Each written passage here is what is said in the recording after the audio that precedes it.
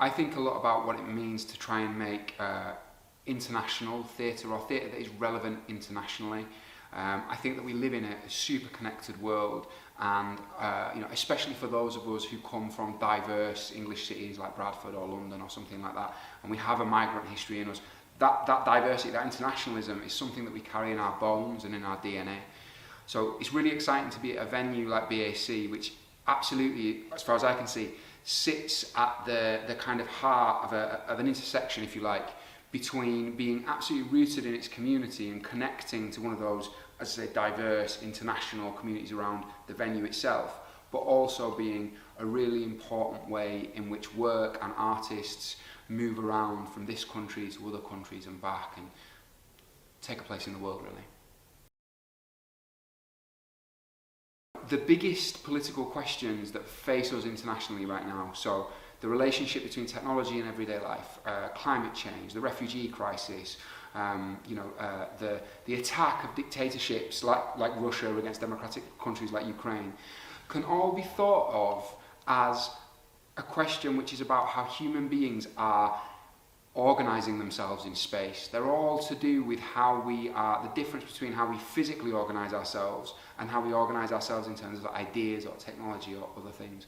And so I think this art form of live performance theatre, which by its nature is about arranging how people hang and chill and sit and play with each other in space, is like the art form par excellence for exploring those questions.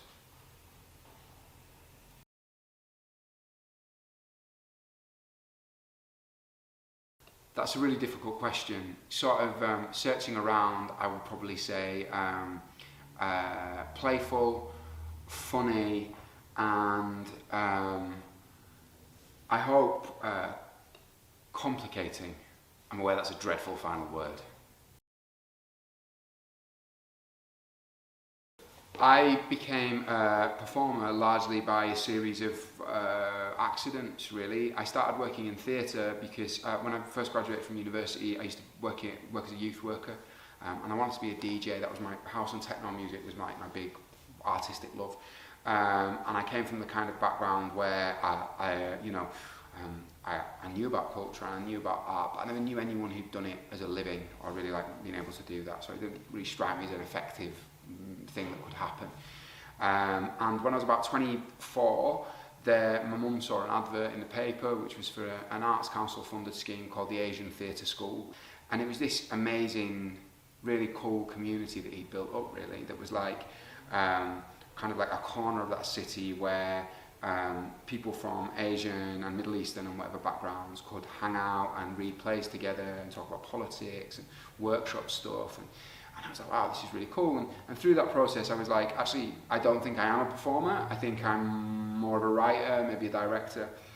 And then I started making work in that way. I realised that in this kind of work we're doing, there's something really interesting about the person who's been making the show being on stage.